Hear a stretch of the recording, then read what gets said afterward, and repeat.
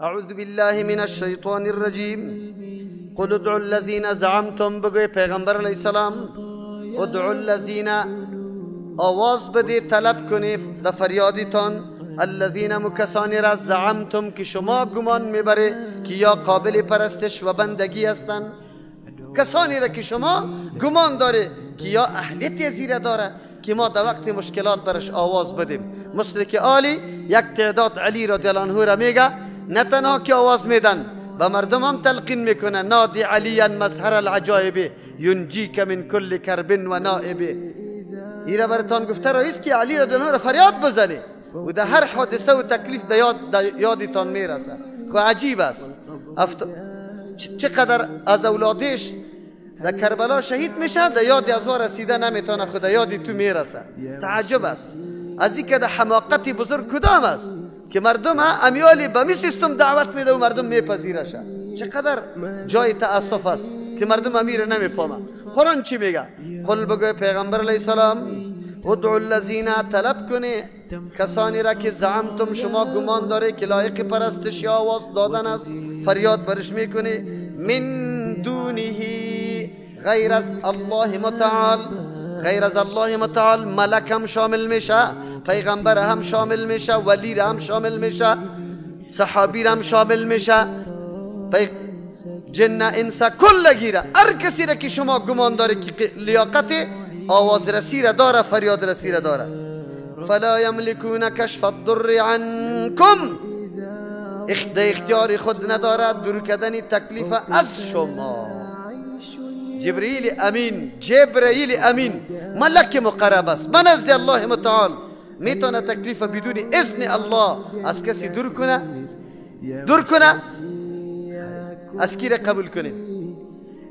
این گپ الله است، این کلام الله متعال است، از کی را قبول کنیم؟ شما بگوی. الله میگه قل ادعوا الذین، بگوی پیغمبر علیه السلام آواز بده به کسانی که زعمتم شما گمان داره که مشکل ما را با آواز دادن به فلانی رفع میشه، سخی صاحب، فاطمه زهرا، حسین، علی، عیسی علیه السلام، موسی علیه السلام، رسول الله صلی الله علیه وسلم، صحابی، تابعی، تابعی، هر کسی که است آواز بده. لیکن من دونی، بغیر از کی باشه؟ الله متعال باشه.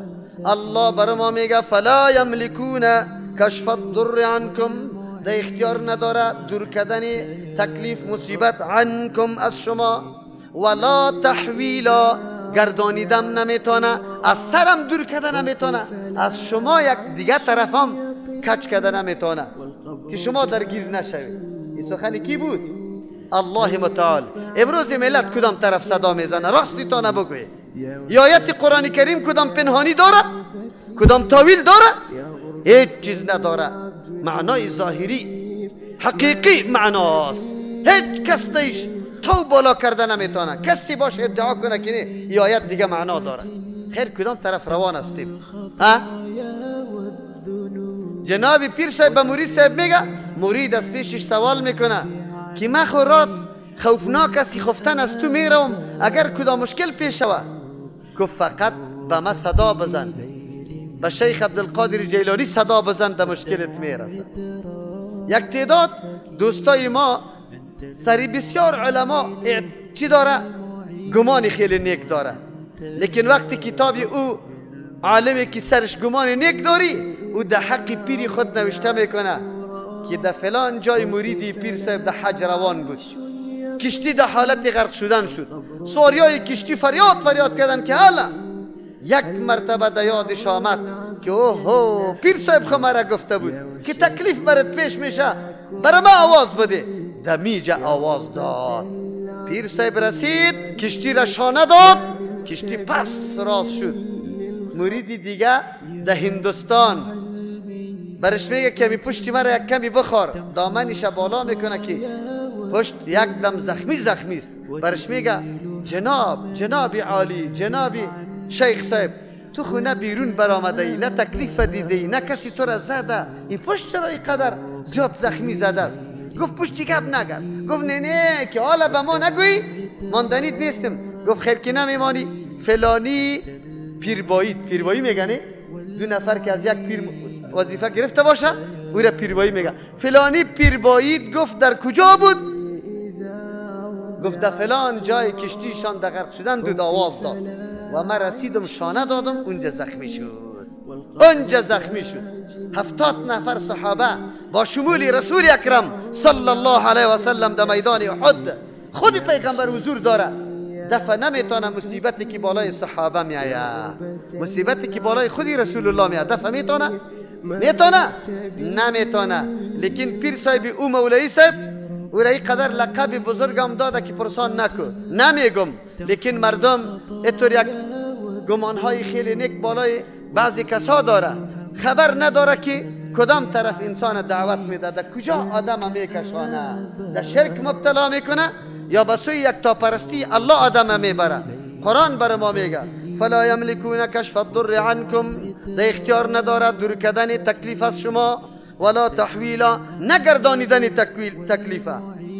اولئک الذین، کسی را که شما گمان داره که مصیبت ها را دور میکنه، پیغمبرا را، اولیا را، بزرگا را. الله چی میگه؟ این مردمایی که شما گمان داره که یا تکلیف ها را دور میکنه، این بندگان نیکی الله، شما مردم گرفته غلط تعبیر میکنه یا را غلط پندارها برش پیدا کرده. این مردم ها کدام مردم است؟ اولئک الذین، یا مردمایی است یدعون که خودشان آواز میده به کی؟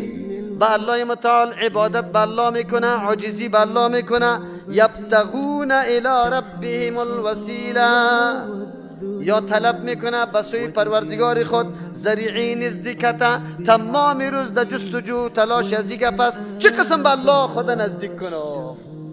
یا عبادت الله را میکنه و تمام روز در جستجو و تلاش عزیزته. ایهم اقربو، تلاششان مسابقهشان دی است که کدامشان خیلی نزدیک به الله میشه. و یرجون رحمته، امید رحمتی کی را داره؟ الله را داره. و یخافون عذابه، و میترسن از عذاب الله، میترسن از عذاب الله. قرآن بر ما میگه اولئک الذین، این مردم یدعون یعبدون، عبادت میکنه. عبادت چی را میگه؟ سه چیزه که در بین بیاره عبادت است. کدام سه چیزه؟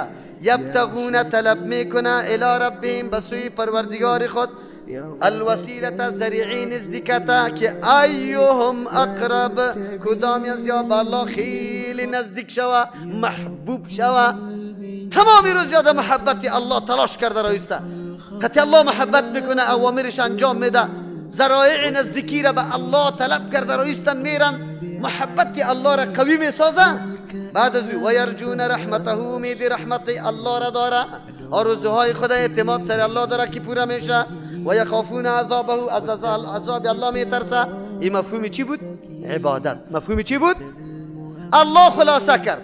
کسی را که شما میپنداشته فریاد رسی شماست، مشکل کشای شماست، تمام روز به او صدا میکنه، غلط میکنه، پندارتان غلط است. و مردم ها کسانی هستند که خودشان عابدین است. عبد چی مانا؟ محتاج کامل. خود از یا محتاج کامل به الله متعال. چرا که عبادت سه چیز است. هل ينفع العبد النحير يا وحشتي يا كربتي يا غربة العبد الغريب ما من سبيل للخلاص من مشرق